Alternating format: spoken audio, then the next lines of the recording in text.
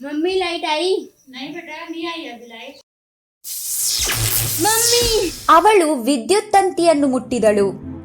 ವಿದ್ಯುತ್ ಆಘಾತಕ್ಕೊಳಗಾಗಿ ದೂರ ಬಿದ್ದಳು. ಅಂತಹ ಪರಿಸ್ಥಿತಿಯಲ್ಲಿ ಪ್ರಥಮ ಚಿಕಿತ್ಸೆ ನೀಡುವುದು ಹೇಗೆ? ಇಂದಿನ ವಿಷಯ ವಿದ್ಯುತ್ ಆಘಾತದ ಸಂದರ್ಭದಲ್ಲಿ ಪ್ರಥಮ ಚಿಕಿತ್ಸೆ. First aid for electric shock. ವಿದ್ಯುತ್ ಉಪಕರಣಗಳು ಮತ್ತು ವಿದ್ಯುತ್ ಶಕ್ತಿಯು ನಮ್ಮ ಸುತ್ತಲೂ ಇವೆ ಮತ್ತು ಇವು ಎಷ್ಟು ಉಪಯುಕ್ತವೋ ಅಷ್ಟೇ ಅಪಾಯಕಾರಿ ಕೂಡ. ವಿದ್ಯುತ್ ಆಘಾತವು ಸುಟ್ಟ ಗಾಯಗಳಿಗೆ ಕಾರಣವಾಗಬಹುದು ಮತ್ತು ಸಾವು ಸಹ ಸಂಭವಿಸಬಹುದು. ವ್ಯಕ್ತಿಯ ಮೇಲಿನ ಆಘಾತದ ತೀವ್ರತೆಯು ವೋಲ್ಟೇಜ್, ಅವರ ವಯಸ್ಸು ಮತ್ತು ಆರೋಗ್ಯವನ್ನು ಅವಲಂಬಿಸಿರುತ್ತದೆ. ವಿದ್ಯುತ್ ಆಘಾತವಾಗಿರುವ ವ್ಯಕ್ತಿಯ ಸಾಮಾನ್ಯ ಲಕ್ಷಣಗಳು: ಮರಗಟ್ಟುವಿಕೆ ಅಥವಾ ಜುಮ್ಮೆನಿಸುವಿಕೆ, ಸ್ನಾಯು ಸೆಳೆತ, ಉಸಿರಾಡಲು ತೊಂದರೆ ಅಥವಾ ಉಸಿರಾಡಲು ಸಾಧ್ಯವಾಗುವುದಿಲ್ಲ, ನಿಧಾನ ಅಥವಾ ಅನಿಯಮಿತ ನಾಡಿ ಮಿಡಿತ, ತಲೆನೋವು, ದೃಷ್ಟಿ ಅಥವಾ ಶ್ರವಣ ಸಮಸ್ಯೆಗಳು, ಅನಿಯಮಿತ ಹೃದಯ ಬಡಿತ ಅಥವಾ ಹೃದಯಾಘಾತ. ದೇಹದ ಯಾವ ಅಂಗ ವಿದ್ಯುತ್ ಸಂಪರ್ಕಕ್ಕೆ ಬಂದಿರುತ್ತದೆಯೋ ಅದರ ಸುಟ್ಟು ಹೋಗುವಿಕೆ. ಪ್ರಥಮ ಚಿಕಿತ್ಸೆ ನೀಡಲು ಮೊದಲು ಸ್ವತಃ ನೀವು ಶಾಂತವಾಗಿರಬೇಕು. ಮೊದಲನೆಯದಾಗಿ ಪೀಡಿತ ವ್ಯಕ್ತಿ ವಿದ್ಯುತ್ ಸಂಪರ್ಕದಲ್ಲಿದ್ದಾರೆಯೇ ಎಂದು ಪರಿಶೀಲಿಸಿ. ನಿಮ್ಮ ಮತ್ತು ಪೀಡಿತ ವ್ಯಕ್ತಿಯ ಸುರಕ್ಷತೆಗಾಗಿ ವಿದ್ಯುತ್ ಮೂಲವನ್ನು ಎಚ್ಚರಿಕೆಯಿಂದ ಆಫ್ ಮಾಡಿ. ಸಾಧ್ಯವಾದರೆ ವಿದ್ಯುತ್ ಮೇನ್ ಸ್ವಿಚ್ ಆಫ್ ಮಾಡಿ. ವಿದ್ಯುತ್ ಮೂಲದಿಂದ ಪೀಡಿತ ವ್ಯಕ್ತಿಯನ್ನು ಪ್ರತ್ಯೇಕಿಸಲು ವಿದ್ಯುತ್ ನಿರೋಧಕವನ್ನು ಬಳಸಿ. ಉದಾಹರಣೆಗೆ ಒಣಮರ, ಪೊರಕೆ ಹಿಡಿಕೆ ಅಥವಾ ಪ್ಲಾಸ್ಟಿಕ್. ವಿದ್ಯುತ್ ಸಂಪರ್ಕ ಕಡಿತಗೊಳಿಸಿದ ನಂತರವೇ ಪೀಡಿತ ವ್ಯಕ್ತಿಯನ್ನು ಪ್ರಥಮ ಚಿಕಿತ್ಸೆಗಾಗಿ ಮುಟ್ಟಬೇಕು. ಮೊದಲು ಪೀಡಿತ ವ್ಯಕ್ತಿಯ ಸ್ಥಿತಿಯನ್ನು ಪರಿಶೀಲಿಸಿ. ವಿದ್ಯುತ್ ಆಘಾತದ ನಂತರ ಕೆಳಗಿನ 3 ಸಂಭವನೀಯ ಸನ್ನಿವೇಶಗಳಿರಬಹುದು. ಮೊದಲನೆಯದು, ಪೀಡಿತ ವ್ಯಕ್ತಿ ಪ್ರಜ್ಞೆ ಹೊಂದಿದ್ದಾನೆ ಮತ್ತು ಆಘಾತದ ಸ್ಥಳದಲ್ಲಿ ಸುಟ್ಟ ಗಾಯಗಳಿವೆ.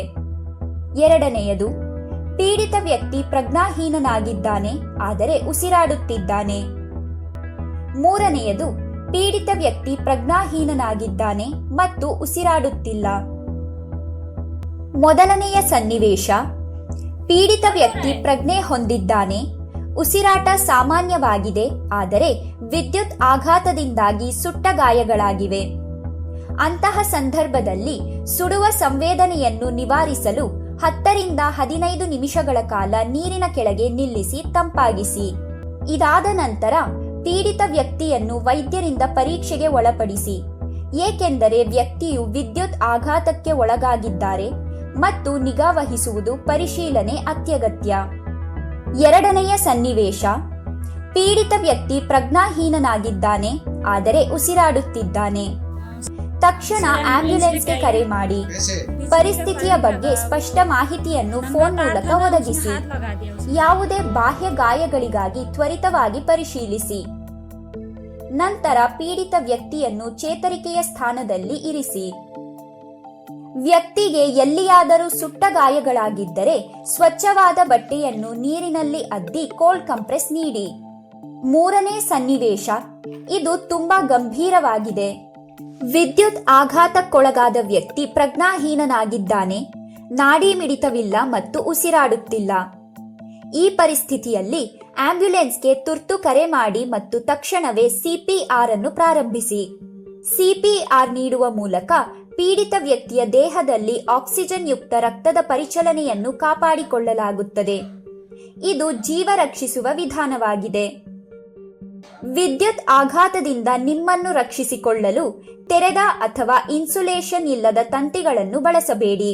ವಿದ್ಯುತ್ ಉಪಕರಣಗಳನ್ನು ನೀರಿನಿಂದ ರಕ್ಷಿಸಿ ಮತ್ತು ಒದ್ದೆಯಾದ ಕೈಗಳಿಂದ ವಿದ್ಯುತ್ ಪಾಯಿಂಟ್ಗಳನ್ನು ಮುಟ್ಟಬೇಡಿ. ವಿದ್ಯುತ್ ಕೆಲಸ ಮಾಡುವಾಗ ರಬ್ಬರ್ ಅಥವಾ ಪ್ಲಾಸ್ಟಿಕ್ ಚಪ್ಪಲಿಗಳನ್ನು ಧರಿಸಿ. ವಿದ್ಯುತ್ ಉಪಕರಣಗಳನ್ನು ಉತ್ತಮ ಸ್ಥಿತಿಯಲ್ಲಿಡಿ. ವೈರಿಂಗ್ ಅನ್ನು ಸಹ ಉತ್ತಮ ಸ್ಥಿತಿಯಲ್ಲಿಡಿ. ತುಂಬಾ ಹಳೆಯ ತಂತಿಗಳು ಸಹ ವಿದ್ಯುತ್ ಆಘಾತಕ್ಕೆ ಕಾರಣವಾಗಬಹುದು. ವಿದ್ಯುತ್ ಸಂಪರ್ಕಗಳನ್ನು ಸರಿಯಾಗಿ ಅರ್ಥಿಂಗ್ ಮಾಡಿ. ಮಕ್ಕಳನ್ನು ವಿದ್ಯುತ್ ಉಪಕರಣಗಳು ಮತ್ತು ಪಾಯಿಂಟ್ಗಳಿಂದ ದೂರವಿಡಿ. ಸಿಡಿಲು ಬರುವಾಗ ಅಥವಾ ಬಿರುಗಾಳಿ ಬೀಸುವಾಗ ಮರದ ಕೆಳಗೆ ನಿಲ್ಲಬೇಡಿ.